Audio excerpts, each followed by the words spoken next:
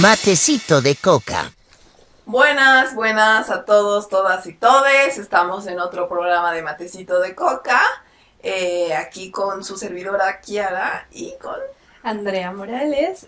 Y queremos mandar un saludo muy fraterno a todos y todas los que nos están escuchando dentro y fuera del país, a todos los seguidores y seguidoras de la radio Causa Chuncoca.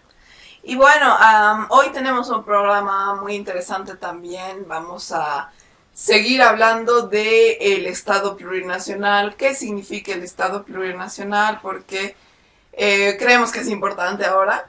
Ayer habíamos hablado sobre cuál es lo que el antes y el después, digamos, del Estado plurinacional, ¿no? En lo que representa el haber refundado el Estado. Sí, porque claro, en resumen no hablábamos de que se refunde el Estado, se cambian muchas cosas en el Estado.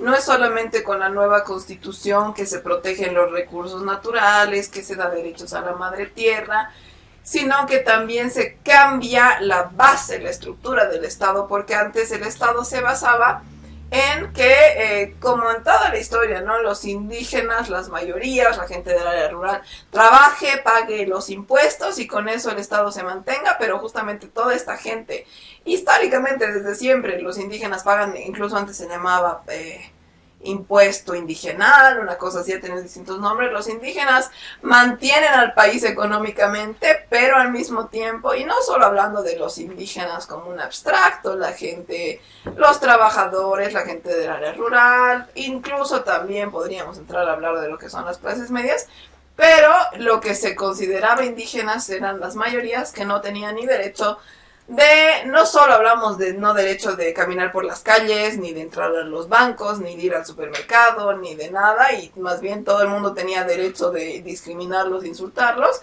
sino que tampoco tenían derecho de estar en el Estado, de participar de las decisiones, cuando ellos, como digo, eran los principales, la principal fuente de economía, de fortuna de Bolivia, siempre ha sido así. Y la población mayoritaria. Y la población mayoritaria, es importante, ¿no?, esto que dices, porque por ahí ahorita o ya nos hemos olvidado o no nos acordamos o realmente no lo hemos visto. Tú eras bebé cuando inició todo este proceso, yo era chiquita cuando fue la guerra del gas, tengo recuerdos vagos, pero no era yo 100% consciente, ¿no? O sea, me acuerdo que había mucho miedo y que las cosas no estaban bien y que nos habían cancelado las clases en el colegio, ¿no? Esos son como mis recuerdos. No vas a ir al colegio porque hay problemas. Pero tenemos que recordar un poco, o sea, qué es lo que ha llevado a que realmente se refunde el Estado, de dónde sale esta demanda. Evo Morales ha logrado transformar lo que parecía una demanda incluso abstracta. El mismo Carlos Mesa decía que era imposible cuando él ha sido presidente. Es un ídolo el Carlos Mesa. Qué manera de cagarla, sí. Todos dicen que el Samuel Doria Medina es el Kencha, pero yo creo que es el Doria. Porque lo que toca el Mesa, perdón, lo que toca el Mesa lo rompe. ¿Sabes qué? Yo estoy de acuerdo. Porque el Doria no es brillante, no. Pero es, o sea, muchísimo más inteligente que el Carlos Mesa. Por lo menos es más hábil para sus negocios, ¿no? Aunque ya no dice tanta pendejada. Creo que sí tuitea un poco de pendejadas, pero el Carlos Mesa es la bestia más bestia del universo para decir pendejadas así. Es como que se veía venir que Evo iba a ser presidente y el cojudo va y le dice, no se puede hacer esto, no vas a poder. Claro, y luego el Evo lo hace y demuestra que sí. Y además que se mete en todo, ¿no? Se mete a opinar por todo. No es un mal momento para preguntar, nuevamente, creo que es la 10ª que preguntamos en este programa, ¿por qué Carlos Mesa no está en la cárcel? Él ha dicho, o a la cárcel o a la presidencia en 2019, lo ve así todo envalentonado, más valeroso que en cualquier momento de su vida, creo, porque siempre se anda mirando de las situaciones. Preguntamos nuevamente, ¿por qué, Carlos, no estás en la cárcel? No estás en la presidencia y no te vemos nunca, ni aquí ni en 10 años, porque no estás en la cárcel. Era paréntesis nomás para preguntar. No, es una reflexión necesaria. Yo creo que todos queremos, o sea, Bolivia necesita respuesta. Es como cuando el Tuto ha dicho que se iba a comer su reloj. Sí. ¿Por qué era que se iba a comer su reloj? ¿Te acuerdas vos? No me acuerdo. ¿Era por el referéndum? Voy a buscar mientras nos sigues ilustrando con tu punto. Lo que yo quería, a lo que pensaba llegar con todo esto en realidad es a que necesitamos recordar por qué ha sido importante y que no ha sido fácil, ¿no? Y qué es lo que ha llevado a que Evo Morales pueda materializar esto. No había forma... Aquí está, aquí está el dato del tuto. Mira por qué había sido.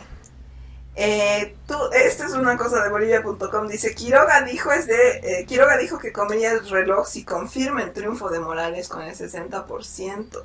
El exmandatario boliviano Jorge Quiroga, candidato a la presidencia, dijo que mantiene la promesa de comerse su reloj si el presidente Evo Morales gana las elecciones con un 60% de los votos. ¿En qué año? ¿El 2014? Sí. Pero ha ganado con 64, creo, ¿no? Exactamente, y por eso el tuto tenía que comerse su reloj. No, es que el tuto seguramente aquí tiene una excusa, no es 60 clavados, es más. Entonces... No, porque dijo, bueno, puede ser. Pero igual no se comió su reloj el tuto, otro marica. Políticos mintiendo, qué novedad. Pero bueno, a lo que ya... es importante recordar que estas promesas vacías. Lo que estaba diciendo era que lo que ha logrado que Evo Morales pueda llegar a la presidencia, primero ha sido que él ha logrado obtener más del 50% de los votos en una elección, ha tenido 53% de los votos en aquella elección, lo que era un dato histórico, porque hasta ese momento ningún presidente había obtenido más de...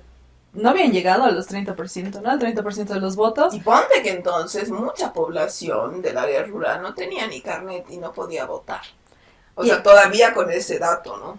Claro, porque como tú misma decías, no es solamente la población del área rural y no es solamente la población que se autorreconocía en ese momento indígena, porque todos somos indígenas en Bolivia, pero también eran los obreros, era la gente que vive ya en el área urbana, pero que está siendo sujeto de vulneraciones de derechos, que no tiene derechos laborales, que no le respetan su derecho a la salud, a la educación, un montón de cosas que en este país no estaban bien, que como decía el mismo Evo en la introducción de la Constitución, que eran muy pocos, muy ricos, y los demás muy pobres, ¿no? Y lo que él buscaba no era que uno sea más rico que el otro con esa nueva constitución, sino más bien que todos tengamos igualdad de condiciones. Y creo que es muy importante recordar esto porque eso ha sido lo que ha generado que la mayoría de la población decida depositar un voto de confianza en Evo Morales, que era el único que planteaba una alternativa, que quizás para los políticos neoliberales de la época eran planes descabellados que no se podían hacer y que era imposible. Y claro, para ellos era imposible imaginarse un Estado que reconozca la pluralidad de naciones. Pero en realidad es lo que debería ser desde el primer momento. Es que realmente, André, ahí hay que reconocer mucho a Bolivia, al MAS, a los movimientos indígenas, al movimiento cocalero, al movimiento de mujeres campesinas, porque es algo que no se ha hecho en ningún país más. Es algo muy profundo, o sea, nosotros hablamos de, qué sé yo, Argentina, Perú, las izquierdas. Ni siquiera en Perú, que tiene tanta población ni indígena. Siquiera en Perú, en ningún país ha habido un cambio tan radical, tan profundo como lo hemos tenido en Bolivia. Y eso creo que no nos damos cuenta los bolivianos y bolivianas de qué importante, de qué valorable y de cuánto tenemos que cuidar eso. Ni en Perú, ni en Argentina, ni en Chile, que se quiere creer blanca, han agarrado y han reconocido a los pueblos indígenas que tienen, y han reconocido que hay mayorías desfavorecidas históricamente, y los han puesto en puestos donde puedan decir sus necesidades, sus verdades, y puedan tomar decisiones al respecto. El hecho de que Bolivia haya cambiado tanto con el Evo es justamente porque el Evo es el Evo, y el Evo es la representación de las mayorías. El Evo es una persona que ha vivido la carencia, que ha vivido no tener que putas comer, que ha vivido no tener casa, que ha vivido tener que emigrar de Oruro, de un lugar muy distinto al Chapare, para poder vivir de algo junto con su familia, que ha vivido ser discriminado, que ha vivido lo que han vivido millones de bolivianos y bolivianas. Claro, recordemos también que en su infancia Evo Morales ha migrado a Argentina y ha vivido un tiempo en Argentina en las condiciones precarias en las que vivía la población que migraba en esos años del área rural a Argentina, que porque no eran tal era las la mejores desesperación condiciones. de nuestra población. Entonces, si el Evo ha cambiado las cosas, es justamente, como digo, porque es el Evo que ha vivido toda esa realidad de la otra Bolivia, como diríamos, de la Bolivia desfavorecida, de la Bolivia, pero que era la mayoría. O sea, también es bien chistoso eso de hablar de las dos Bolivias. Una Bolivia era la blanqueada, que eran 4 gatos, ni 100 personas, y la otra era la mayoría de la gente, con matices seguramente, gente con más plata, gente con menos, gente que se arrimaba más a los blanqueados y era de derecha, y la gente que estaba, qué sé yo, en el área rural. Pero si el Evo ha cambiado todo lo que ha cambiado, si el Evo realmente, porque el Evo ha cambiado, o sea, hay una Bolivia antes y después del Evo. O sea, antes del Evo teníamos creo que 100 ambulancias en todo el territorio nacional. Teníamos ni 1000 kilómetros de carreteras, ahora tenemos 8 veces más. No teníamos 0 escuelas en el área rural, o sea, todo ha cambiado con el Evo. Pero si ha cambiado así, es porque el Evo, no solamente el Evo, sino todo el MAS, esas organizaciones campesinas, obreras, sabían lo que estaba mal en el país, sabían lo que había que cambiar, porque ellos lo han vivido en carne propia. Ellos han vivido la discriminación y la pobreza en carne propia. Y se ha tomado el tiempo de analizarlo y de pensar cómo cambiarlo, porque como ya habíamos hablado ayer, lo más cómodo en una situación así es adoptar la otra actitud, ¿no? De intentar arrimarte el odio a los blancos quizás, claro. Y tú también discriminar. Tú también ¿Qué maltratar ha pasado al otro? con muchos personajes, líderes políticos que a lo mejor han nacido, digamos, de lugares más pobres? Ha pasado en la historia. Y no de solo Bolivia. políticos, hay un libro donde hablan de la historia del LGTK. Y hay una parte en la que hablan de uno de los ex miembros del LGTK y él cuenta que es un momento que le ha como que cambiado la visión, es de la provincia Masuyos, y él dice que su hermano estaba muy enfermo y que necesitaba que alguien lo ayude a encontrar un hospital. Y en el pueblo había un cura y ese cura tenía un chofer que era del pueblo, o sea, era uno más de ellos, era el vecino. Y le dijo, por favor, él pasó en la camioneta del cura y le dijo, por favor, llévanos a un hospital. Y este chofer le dijo, no muéranse, indios de mierda. Siendo él uno más de ellos, ¿no? O sea, era parte de la población. Él no era el cura, porque en esa época recordemos que mandaban curas de Europa, ¿no? Que venían aquí en misión. Pero él era del pueblo, no era un europeo, y ya se creía superior porque había logrado ser el chofer del cura. Es que eso es justo lo que hablábamos, ¿no? También en el anterior programa. El tema de identidad de los bolivianos y bolivianas, que está aún no resuelto, ¿no? Por eso tanto los derechistas defienden que no, que el censo tiene que dar la opción de mestizo, porque ellos no quieren aceptar que somos un país indígena y que todos somos indígenas. Porque sobre todo en Bolivia, y en el 2019 nos reíamos un poco de esto en el anterior programa, no es un tema de color de piel realmente el ser o no ser indígena, ¿no?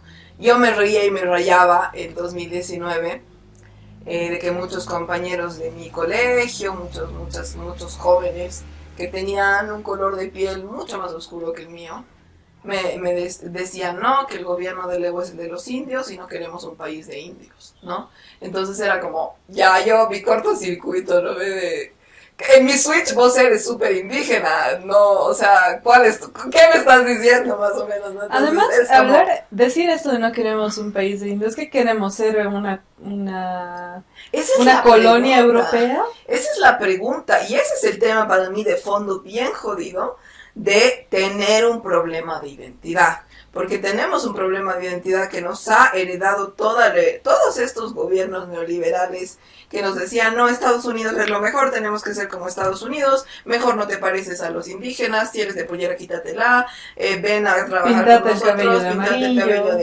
de estilo Áñez Style, ¿no ve? Así todo. Y eso ha sido muchos años que desde la colonia, ¿no? O sea, siempre desde la colonia es la estructura, porque siempre los blancos han estado arriba. Entonces, si tú querías estar arriba, tenías que ser más parecido a los blancos. En pinta, en costumbres, en manera de hablar, en todo. Iván Lima, digamos, uno de los mejores. Me han chismeado por ahí, no sé si será verdad. Me han chismeado. Digo, es chisme, no es confirmado, que se hace tratamientos de blanqueamiento de piel. Me han chismeado. ¿Y es? Si alguien sabe, ya del chisme, pónganos o mándenos inbox anónimo, no importa, no vamos a revelar su nombre, ya, quiero saber el chisme.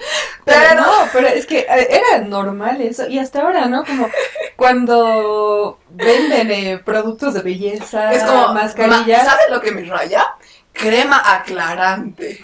¡Bono! O sea, ¿qué tú quieres? O sea, en primer, ¿cómo ser tan pelotuda de pensar que una crema te va a cambiar tu color de piel? O sea, y en segunda, qué torcido. Pero eso, o sea, justamente esa es la estructura que hemos tenido toda la colonia de decir, quiero ser mejor, quiero ser más, tengo que parecerme más a los blancos. Entonces eso es un tema de identidad y un conflicto que tenemos de mucho tiempo. Los movimientos indígenas han ido cambiando justamente esto, diciendo, me cago, yo soy indígena, que si yo soy aymara, soy quechua, soy feliz. Denigrar las lenguas indígenas. No sé si te acuerdas, sí. Hace años había una modelo Camba, cruceña, que se hizo muy viral, creo que fue de los primeros casos así, como viral en esta nueva era. La que dijo que Bolivia no era de... Que dijo que en Bolivia todos, que en Santa Cruz por lo menos dijo, ¿no? Que todos eran blancos y hablaban inglés. Y ni siquiera puedo pronunciar bien las S's y me van a venir a decir que... Me vas a decir que eres española, ¿no? Claro. Porque aparte también el acento Camba es herencia de las lenguas indígenas del oriente. Claro, ¿no? Es que, el acento Camba es el guaraní, ¿has escuchado el guaraní? Claro, por eso justamente hablan igual en Paraguay, parece. Yo siempre me rayo porque digo, ¿estos son Cambas o no son? Pero ese es el caso es que en la Constitución intenta, como el mismo Evo lo dijo, solucionar este problema de autoestima y de nuestra identidad para forjar un país justo. Porque con la excusa, con el racismo se encubre la corrupción y que justamente estos pocos blanqueados, que igual son bolivianos, aunque se llamen, no sé, Zvonko Matkovic, igual es boliviano, igual habla con Camba, ¿me entiendes? Entonces... estos pocos blanqueados, no por la excusa de ser más blancos y mejores, sigan gobernando el país y abusando. Claro, y el trasfondo de eso también es que las potencias, que Estados Unidos y Europa se puedan seguir inmiscuyendo en asuntos de Estado y puedan seguir saqueando nuestros recursos, que es, como dices, el fondo real. Con esta reflexión nos vamos al primer corte del día de hoy y luego vamos a seguir con más de Matecito de Coca.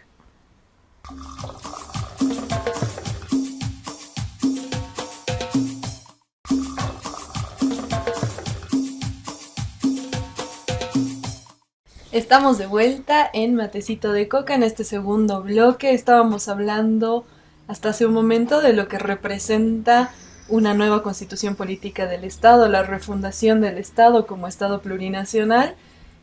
Y ahora vamos a hablar un poco de lo que ha significado ese proceso y lo difícil que ha sido para acordarnos un poquito de realmente cuánto ha costado y por qué es tan importante que todos y todas cuidemos ese logro histórico.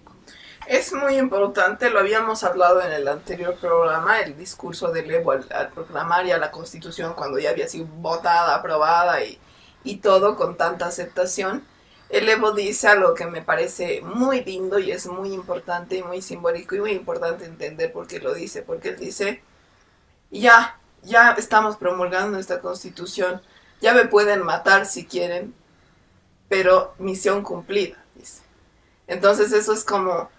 A ver, ¿por qué está diciendo esto? No está diciendo misión cumplida porque es como he cumplido con mi pueblo, porque ya les he dado este derecho, hemos podido construir este derecho y ya no vamos a irnos para atrás, digamos, ¿no? Entonces es súper lindo porque claro, es como ya me pueden, es como Tupac Katari en un sentido, ¿no? Porque es como me pueden matar a mí, pero este logro que ha tenido el pueblo ya no se va para atrás, digamos, ¿no? Y es importante también recordar por qué cada vez que hay conflictos, cada vez que la derecha intenta desestabilizar, y lo hemos visto los últimos 15 años, y cuando Yanine Áñez ha subido se ha autoproclamado como presidenta con ayuda de los militares, ¿por qué siempre vuelven a poner en debate este tema de la Constitución? Siempre vuelven a hablar de esta Constitución no es buena. Siempre vuelven a meter esto de República de Bolivia.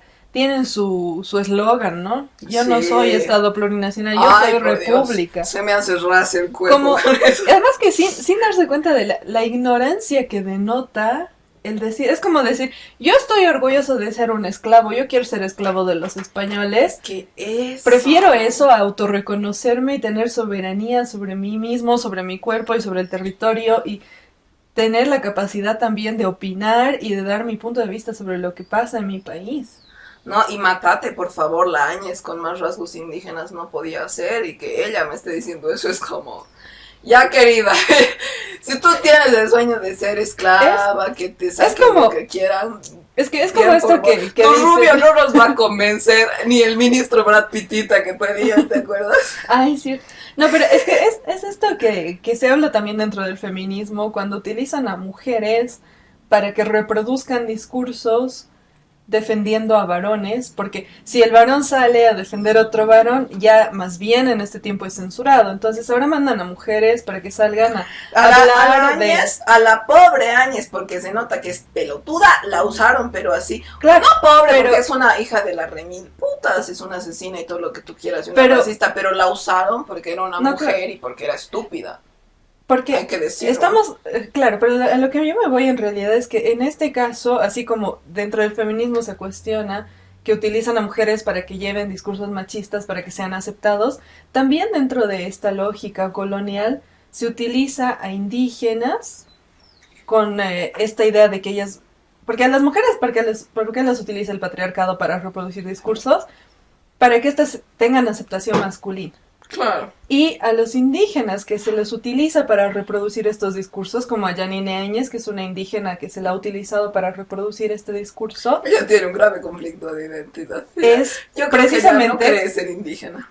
por eso, para que ellos mismos le digan, no, tú eres blanca, reproducí este discurso. Pero cualquiera la ve y se da cuenta que ella no es española, ella es indígena.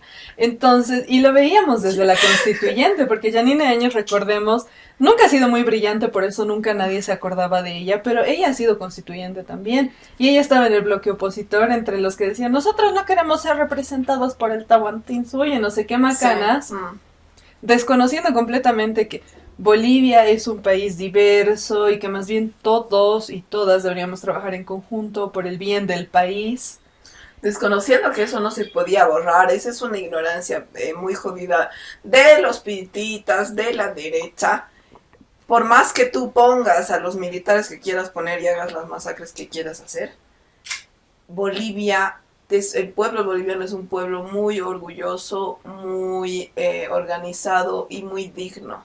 Eso no lo tienen, y eso hay que reconocernos, como por eso digo, no ha pasado en Perú, no ha pasado en Argentina, no ha pasado en Chile. Y es porque el pueblo boliviano tiene también esa característica. Entonces, algo que no se da cuenta la derecha, ahorita tampoco se está dando cuenta Luis Arce, que es el mejor gobernante neoliberal, es que el pueblo boliviano, en primer lugar, no es estúpido y en segundo lugar es organizado. Y eso también viene de la jayu que tiene el pueblo boliviano y de la identidad indígena plurinacional que tiene el Y pueblo esas son boliviano. dos características que el 2020 han logrado que se recupere la institucionalidad en el país. Y ha sido gracias a eso que se ha obtenido un resultado tan importante. Una vez más, esto ya lo hemos dicho antes, pero lo vamos a repetir la cantidad de veces que sea necesario. La votación tan alta que ha obtenido el movimiento al socialismo en 2020 no era por la linda cara de Luis Arce, ni porque es un capo, ni porque convence a nadie. Era porque ese voto representaba el que Bolivia ya no va a dejar que se inmiscuya Estados Unidos en asuntos de Estado, que Bolivia es un país soberano y que la mayoría de la población boliviana lo tiene bien claro y bien presente. Yo creo que ha sido muy simbólico ese resultado. Para mí misma ha sido una sorpresa muy linda, porque yo estaba, al vivir en la ciudad de La Paz y estar rodeada de esta clase media que se cree blanca, ha habido un momento de que yo estaba muy enojada creyendo que toda Bolivia era así, ¿no? O sea, que la ignorancia se había apoderado de todos y de todas, pero ver ese resultado te demuestra que realmente no era Bolivia. No, era un grupito chiquitito, extremadamente violento e ignorante, el que había generado todo el caos. Y era Bolivia más bien diciéndole a ese grupito que no vamos a permitir que sigan haciendo despute, que nosotros vamos a seguir tomando las riendas de este país como bolivianos. Y creo que es bien importante recordar eso, recordar que Luis Arce no ha ganado porque es un capo. Nos lo está demostrando ahora ya. Y que ahorita ya nadie le cree su discursito, ¿no? Pero más allá de eso es recordar nuestra identidad, y creo que este cambio de constitución, aunque a veces lo olvidamos o no lo estamos hablando constantemente, sí ha cambiado un poco el chip. Es que sí, justamente, igual el Evo lo decía en su introducción que hace a la Constitución en 2009, que esto es muy importante, es muy simbólico, es lo primero que se construye con las mayorías, lo primero que se construye en conjunto, pero tiene que pasar del papel a la realidad. Pero justamente eso significa un Estado plurinacional, eso significa la Constitución, eso significa tener a la huipala como el símbolo patrio, no ser más un Estado católico, cristiano, ser un Estado laico. Significa todo eso, significa finalmente la lucha incansable para nosotros, los bolivianos y bolivianas, todos, así las añes y las no añes, las más rubias y menos rubias, que podamos decidir y decidamos y sigamos decidiendo hasta siempre por nuestro país y no esté pasando justamente lo que había pasado con Goni y se repite ahora, de que el presidente Goni, sea Luis Arce, esté negociando nuestros recursos, nuestra tierra, con potencias extranjeras. Es justamente en base de toda, porque no es que está separada la nacionalización, la industrialización del tema plurinacional, es justamente el resultado de eso. Por eso hay un momento histórico en el que los movimientos indígenas dicen, ya se acabó, vamos a organizarnos, vamos a cortar con esto y vamos a tomar el gobierno y vamos a hacer una constitución y un estado nuestro. Y es justamente porque el hecho de que todos los pueblos, todas las naciones, los más pobres, los más ricos, puedan decidir, puedan opinar y estén en igualdad de condiciones, significa que justamente ya no vamos a tener un gobierno nuestro de los bolivianos y bolivianas, no vamos a tener un gobierno que decida Estados Unidos, no vamos a tener el gobierno que decida China. Y vamos a ser nosotros quienes estemos en el poder. Por eso la representación de Evo Morales. Esto es bien importante porque, como ya habías mencionado tú en el anterior programa, ha habido un intento con el MNR en el que se ha engañado a la población, se le ha prometido muchas cosas. Y esta es una reflexión que luego han tenido los movimientos campesinos, que era, no va a poder haber un cambio real si nosotros no somos los que están ahí arriba tomando las decisiones. Porque claro, si seguimos dándole un voto de confianza al blanco de a un Luis Arce, ¿no? Claro. No lo va a hacer, no va a hacer bien las cosas, no va a hacer las cosas en función de nosotros. En el 80, que fue como que toda esta movida, se creó la CESUD-CB poco antes, fue también porque la COP ya había hecho este pacto, cuando se hizo el pacto campesino-militar, sí, para apoyar a dictaduras militares. Claro, desde Barrientos, y ya los movimientos campesinos ya habían visto que había una complicidad, una cierta complicidad de la COP, que ya desde entonces estaba como que torciendo el camino, claro, hacia estos blancos con el poder. Ahí es importante, ¿no? Esa división entre la central obrera y los movimientos campesinos, porque finalmente es importante recordar que a los movimientos campesinos es que realmente les debemos el MAS y les debemos, si bien la COP también ha sido luego parte, históricamente la COP, como está jugando el rol ahora mismo, en Guarachi, en el golpe de Estado, Guarachi, el mismo ejecutivo de la COP, Guarachi, ha apoyado a que le ha dicho a Evo Morales que se vaya más o menos y que claro, luego estaba almorzando con Janine Áñez y ahora está apoyando a Luis Arce, porque también ahí es muy importante hablar de la configuración de los movimientos, la configuración de todas las organizaciones sociales, porque por un lado, en Bolivia lo habíamos hablado, creo que cuando hablábamos de Argentina, no tenemos una, llámese clase media, llámese gente de la población urbana, en general muy organizada y que logre muchas cosas. El Alto es una diferencia muy grande, ¿no? Porque en el Alto las poblaciones, las juntas vecinales sí logran muchas cosas, lo hemos visto justamente en Octubre Negro, ¿no? Y lo hemos visto también en 2019, donde por algo también ha habido una masacre en Sencata, ¿no? Entonces el Alto es la excepción. Pues luego tenemos Ciudad de la Paz, tenemos Cochabamba, tenemos Santa Cruz, donde no hay una población organizada realmente que logre cosas. En Santa Cruz también Plan 3000 y demás, también es, ¿no? Hay que decir. Aquí en La Paz tenemos Chastipampa, pero no es algo tan generalizado. Pero luego los otros movimientos, los cocaleros, las 6 federaciones del trópico, las Bartolinas, todo lo que conforma la CESUD, se vea el Pacto de Unidad, son movimientos que se han creado en la lucha. Y por eso son tan importantes, tan combativos. La COP, quieras que no, sí son trabajadores, pero también tienen dirigencias que desde tiempos de, qué sé yo, Juan Lechín y antes, han sido y han tenido la comodidad de tener una institución que a veces pactaba con gobiernos neoliberales y a veces no.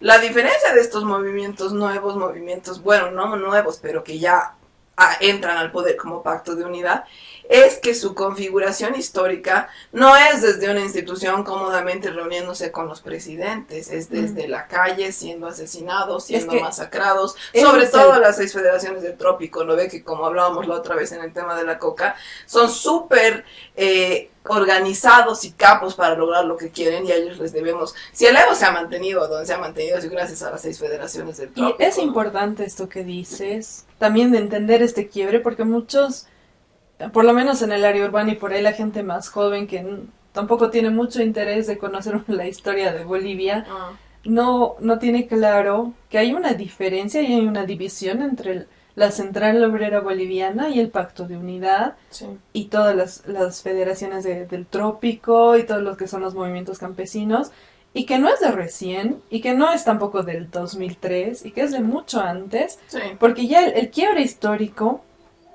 se lo había delimitado por algunos estudiosos del tema en el 80, cuando entró García Mesa, porque la COP sí pactó como para que García Mesa, que ha sido como de los peores dictadores que hemos tenido muchos, pero la COP no estaba dispuesta a salir y exigir la renuncia de este señor. Y han sido los movimientos campesinos los que han logrado sacar a García Mesa de la presidencia. Y estamos hablando del 80.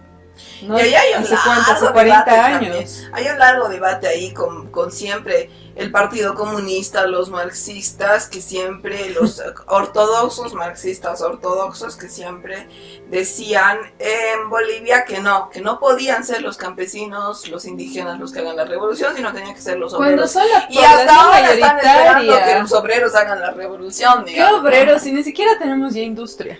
Claro, pero ese era el pensamiento de los del Partido Comunista.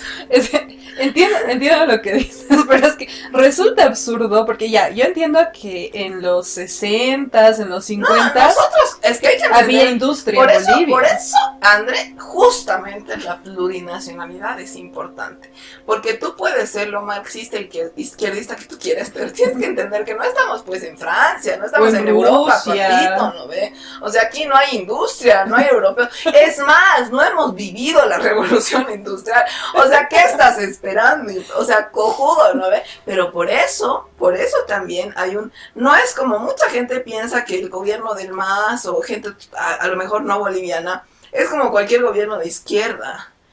Incluso no entiende cómo funciona el MAS no funciona como un partido, el MAS es un movimiento y es orgánico. Lo que obviamente Luis Arce no ha entendido con su cabildo es que en el MAS no se define nada por cabildos y por gritar a un líder como la derecha. O por comprar y aplaudir. No, se define desde las organizaciones más pequeñas, por eso es orgánico, porque desde las juntas vecinales, desde las organizaciones de productores, desde las organizaciones de artesanos, que son parte del MAS, se definen cosas y eso va subiendo hasta, qué sé yo, se ve hasta el departamental del MAS de La Paz, hasta todas estas instancias, y así recién se toman decisiones.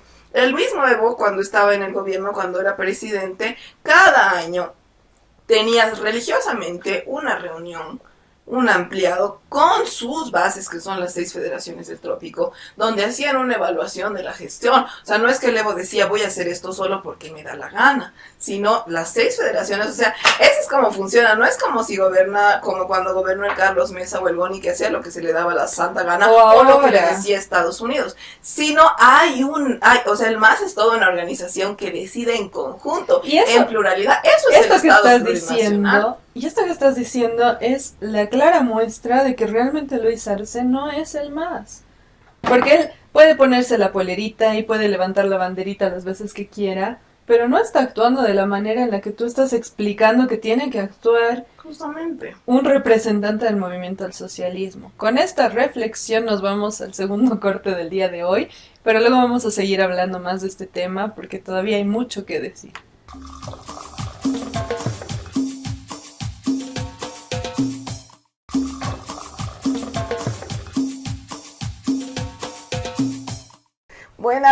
Buenas a todos, todas y todes. Estamos en Matecito de Coca, hablando sobre nuestro Estado plurinacional de Bolivia, qué significa la plurinacionalidad, qué pasa ahora, seguimos manteniendo la plurinacionalidad o no. Y bueno, hablábamos aquí, André, nos habíamos ido justamente hablando de cómo debería funcionar, digamos, un Estado plurinacional, ¿no? Y en Bolivia tenemos la suerte y también el orgullo de tener a muchas organizaciones indígenas, incluso a la que yo más amo, que son las Bartolinas, porque es una organización, tanto habla la derecha y los pititas de que el MAS, que es machista, el feminismo en acción, las mujeres empoderadas en acción, haciendo cosas y cambiando el país y definiendo qué pasa y qué no pasa en el país, son las Bartolinas. Las Bartolinas, no conozco de otra organización de mujeres tan potente en el mundo, realmente, seguramente las hay, pero no sé si son tan potentes, tan importantes como las Bartolinas. Y la derecha que tanto se queja del machismo, de la exclusión de las mujeres, yo me pregunto, ¿qué grupo, qué partido, qué frente tiene la derecha de mujeres que realmente participen y puedan tomar decisiones? Recordemos, aquí haciendo un pequeño paréntesis al tema de hoy, lo que ha pasado con la senadora Barrientos hace 2 años más o menos. Sí.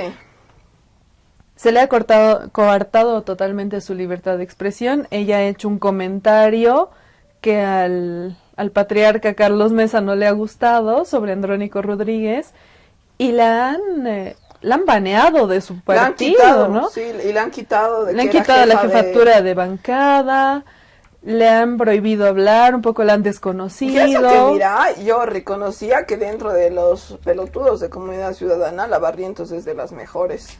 Por eso le digo, Barrientos, andate de ahí. Ya, son machos tóxicos, no te dejan fluir. No, pero es importante recordar que también en el gobierno de Evo la mayoría de ministras eran mujeres. No solo mujeres indígenas, teníamos una diversidad de mujeres. En ministerios, en viceministerios, teníamos una diversidad de mujeres en el Parlamento. ¿Sabías que ahorita el 29% del gabinete ministerial son mujeres? El 29%. ¿En serio? Sí. Recién como nadie dice nada, no sé quiénes son, solo la conozco. A la Marianela porque anda cantando, al Eduardo porque anda diciendo operías y a Lima porque anda diciendo operías 2.0. Y por los chismes de su blanqueamiento de... No han salido recién algunos datos respecto a participación política de las mujeres en Bolivia, que ha sacado la Coordinadora de la Mujer, que lamentablemente es como que la única institución, la única organización que saca datos respecto a estas cosas. El INE, bien gracias, brilla por su ausencia. No, pero si están trabajando el censo desde hace años. No les también digas ocupados. Nada. Ya. Si no, perdón. No cada vez. Perdón, INE. Pero el tema es que la única... aquí hay otro dato que voy a lanzar, que igual es un paréntesis al tema central del día de hoy, pero que es algo que me preocupa, que estaba buscando datos de feminicidios. Estamos terminando enero y solo hay 2 feminicidios registrados este año, que sería una gran noticia si fuera un dato real. Claro, si fuera un dato real, pero sabemos que generalmente en Año Nuevo es cuando más feminicidios hay, generalmente el año despierta con un montón de casos de feminicidios. Los únicos dos que hay registrados son los que han sido mediáticos, que los medios de comunicación han hecho algún tipo de bombo. Curiosamente, a inicios de año, el ministro Eduardo del Castillo ha sacado una conferencia de prensa diciendo que los feminicidios habían disminuido. En algunas notas dicen que el 30% y en otras que el 13%, Pero no hay datos. el 2022 respecto al 2023. Pero lo curioso es que la Fiscalía General del Estado es la que tiene los datos actualizados y hasta el 18 de diciembre del 2023 subían datos cada semana. Yo no. Y desde el 18 de diciembre del 2023 no han vuelto a subir, ni siquiera han actualizado el dato con el que ha cerrado el año 2023. No, y es seguro, por sentido común, que hay más feminicidios. ¿Por qué? Porque cuando la pobreza, la crisis y la desesperación aumentan, los feminicidios aumentan como todos los tipos de violencia. Entonces, por algo se están escondiendo los datos de feminicidio. Y por ahí algo también preguntaría, ¿por qué las feministas, pititas y de derecha? Porque yo digo feministas entre comillas, ya para quienes están escuchando en la radio estoy haciendo comillas grandes, porque para mí una pitita, una persona racista, una persona imbécil que no entiende la historia de Bolivia y no entiende lo importante de los movimientos indígenas y no defiende a las mujeres indígenas, no puede ser feminista. Por eso yo afirmo y siempre voy a defender que una persona de derecha no puede ser feminista y menos una pitita. Ya. Y además que estas personas, estas señoras, tampoco deben estar enteradas de que esto está pasando, de que no hay datos. Porque digo, tanto se quejaron con distintos temas, que si el Evo se tiraba un pedo ya era machista, pero ahora no, nadie se queja. Y es muy preocupante, ¿no? Pero bueno, volviendo a que la coordinadora de la mujer es la única que tiene datos actualizados y está como que todo el tiempo recabando información respecto a esto. 29% del gabinete de Luis Arce son mujeres. 29% del gabinete ministerial los ministerios son de mujeres. adorno, más o menos. El 0% de las gobernaciones son presididas por mujeres, que lo sabemos, no hay ninguna mujer gobernador. Y me parece que era el 13% de municipios, o sea, de alcaldesas son mujeres. Y el resto son hombres. Me parece muy jodido, pero esto justamente tiene que ver con lo que hablábamos justamente de las Bartolinas y de que me enoja que nadie en el país, porque yo te entiendo que los pititas más acérrimos, que los derechosos más radicales, no quieran ver estas cosas. Los medios de comunicación grandes, Uniter, Red Uno, nunca reflejan esto, nunca hablan y tenemos que estar, yo estoy, André, profundamente orgullosa de las Bartolinas, porque como te digo, es el movimiento de mujeres más grande, más importante que conozco. Yo siempre les digo a las hermanas Bartolinas que gracias a ellas es que hemos logrado la ley contra violencia de género. Esa ley, el hecho de que tú, yo, cualquier mujer pueda denunciar violencia, pueda denunciar tantos tipos de violencia psicológica, económica, política, física, o pueda, incluso la ley 348 es muy avanzada en el que no necesitas denunciar tú si estás sufriendo violencia, puede denunciar tu amiga, puede denunciar que el tu Estado familia. reconozca tipos de violencia que antes no eran reconocidos realmente como violencia. Exactamente. Como la violencia psicológica, que antes no se reconocía. O la económica, que es la que muchas mujeres sufren. Eso no se lo debemos a ninguna pitita, a ninguna derechista. No, se lo debemos a los movimientos sociales, se lo debemos a la CESUD-CB, se lo debemos a los cocaleros, se lo debemos a las 6 federaciones, se lo debemos a las Bartolinas. Y me enoja que no se los reconozcamos, me enoja que se piense que, o sea, de repente hay una ley contra la violencia de género. Si hay una ley contra la violencia de género es porque hay un partido hegemónico y ha habido una bancada potente que ha sido la del MAS, la que ha trabajado esa ley.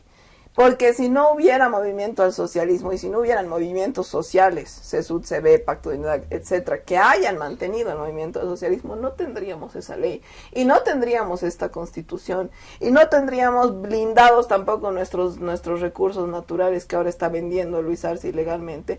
Ya los hubiera vendido la Áñez, ¿no? Entonces, creo que también hay que entender, eso es la plurinacionalidad, porque quienes han hecho que este Estado sea plurinacional son esas personas, esas organizaciones y esos colectivos que siguen hasta ahora son quienes, o sea, yo no te voy a decir, yo, Kiara, y tú, Andrea, estamos manteniendo la democracia en el país, porque podemos tener muchas buenas intenciones, pero realmente no estamos, digamos, organizadas, ni tenemos esa potencia, ni esa fuerza de calle. Es que, y eso hay que reconocerlo, este país ya hubiera estado en dictadura hace mucho tiempo, si no fueran por los movimientos indígenas, y para mí también esa es la plurinacionalidad, ese es el Estado plurinacional, porque justamente tú decías, Luis Arce no está gobernando un Estado plurinacional ni como si estuviera gobernando un Estado plurinacional, porque él en primer lugar no está respetando la Constitución, en segundo lugar está vendiendo los recursos naturales, y en tercer lugar se está pasando por el poto las demandas de los pueblos indígenas y de las organizaciones sociales. Y eso no puede ser, porque las organizaciones sociales son la mayoría de este país, nos guste o no nos guste. La gente de clase media, los jailones, los pititas, no tienen mucha idea de esto, pero las mayorías realmente son las que están organizadas en juntas vecinales, son las que están organizadas en asociaciones de productores, son las que están finalmente, porque todo esto es, como decía, como una pirámide. Organizaciones más pequeñas hacen parte de una más grande y de una más grande, y así llegamos al Pacto de Unidad y así llegamos al MAS. Pero es algo que no se habla y con intención, porque si Unitel no te explica esto, si la Red 1 no te explica esto, el deber no te explica esto, es porque ellos no quieren que la gente sepa que las mayorías están en lo orgánico del MAS. Y eso es muy jodido porque realmente la mayoría de la gente no sabe. La gente cada vez más, y sobre todo la juventud, piensa que el MAS deben ser 4 gatos ahí, no sé qué sé yo, los amigos del Evo, digamos, y que eso no es la mayoría del país, pero entonces les preguntaría qué creen que la mayoría del país está haciendo, digamos, qué creen que los productores, los artesanos, los gremiales están haciendo, digamos, ¿no? Por algo han acusado de fraude cuando el resultado de las elecciones generales no reflejaba el resultado de su mesa de votación. No, porque se quedaban ellos a contar los votos de su mesa de votación y esperaban de una... Es que esto ya no es mediocre, es ridículo.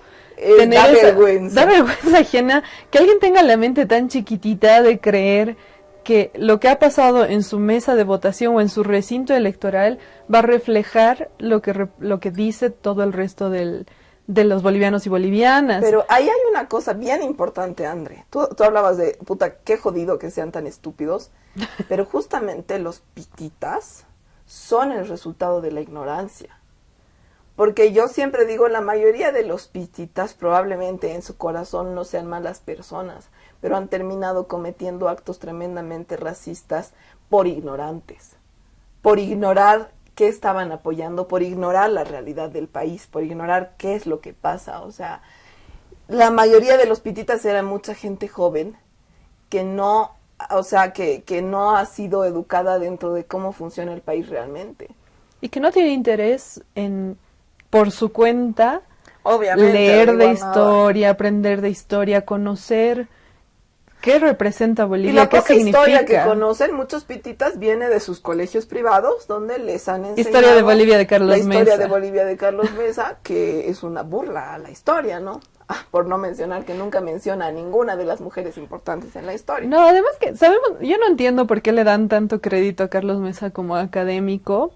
Otro académico igual que Luis Arce. ¿Sabes qué? Nuestra historia está llena de académicos que... Yo tengo una experiencia cercana, un amigo muy cercano, le mandamos un saludo a Tulio. Hola, Tulio. Hola, Tulio. Ha sido estudiante de Carlos Mesa en la universidad. No sabía. Porque él ha estudiado comunicación social. A eso? No, pero él mismo nos cuenta, él puede dar fe de que no estoy mintiendo, porque él me ha contado de primera mano, pero que eran las clases de historia, creo que era de Carlos Mesa en la Católica. Ajá. El señor se sentaba adelante y ponía videos de sí mismo hablando.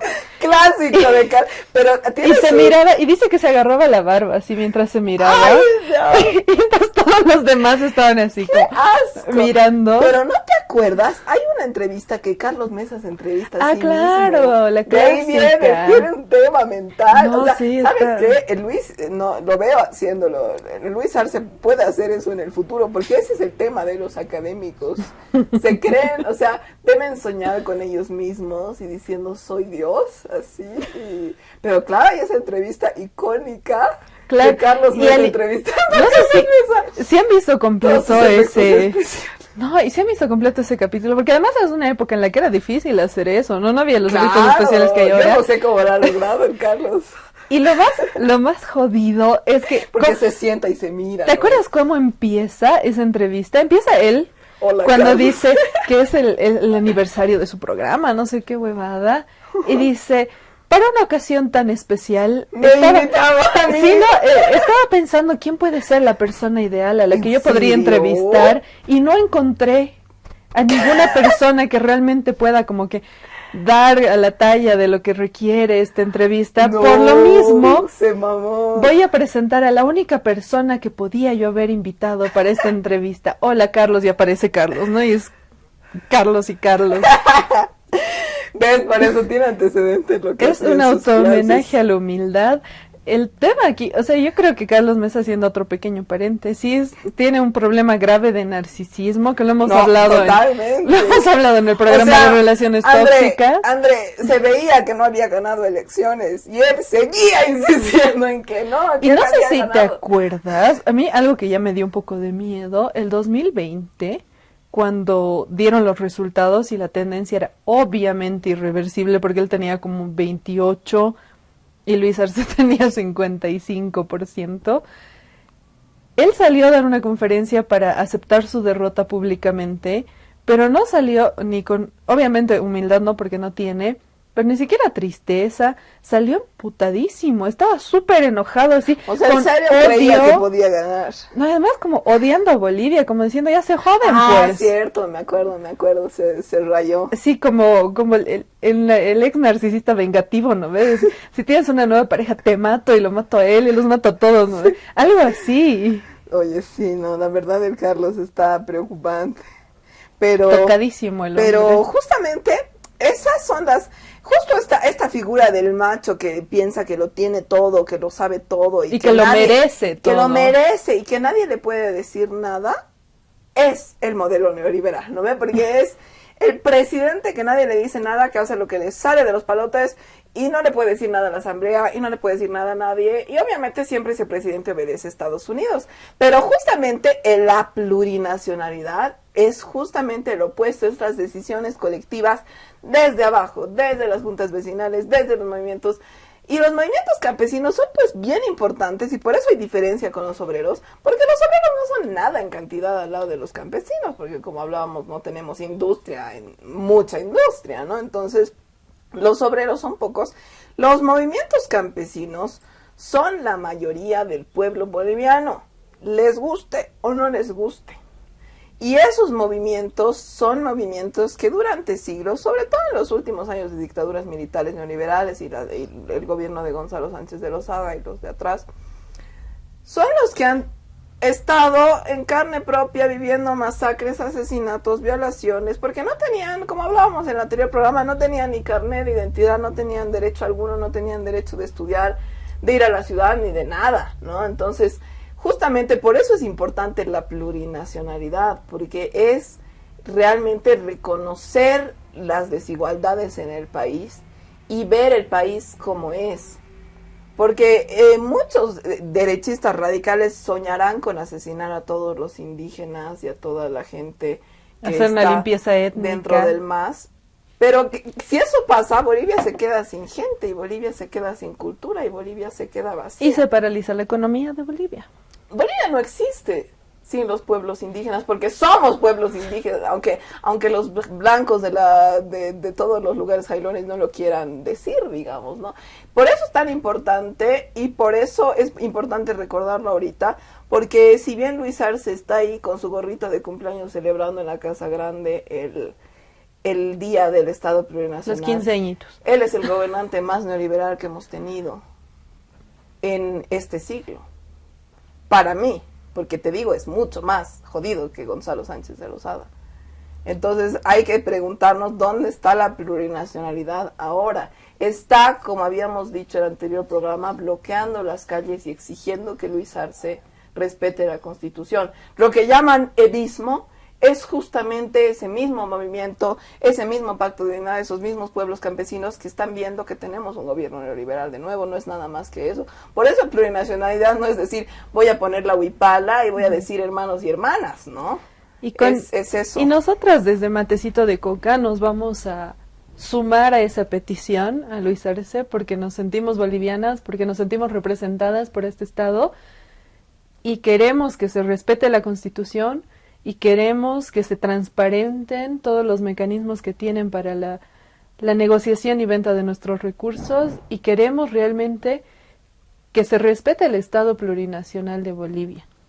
Sí. Creo que es... Si no, cuidado termine colgado como otros presidentes. Esa es nuestra conclusión final. Nosotras también nos sumamos, apoyamos a todos los movimientos sociales que están siendo vanguardia de esta lucha. Como siempre. Y con eso se nos ha terminado el tiempo una vez más, así que nos despedimos. Los invitamos a todos, todas, todes a seguirnos en nuestras redes sociales.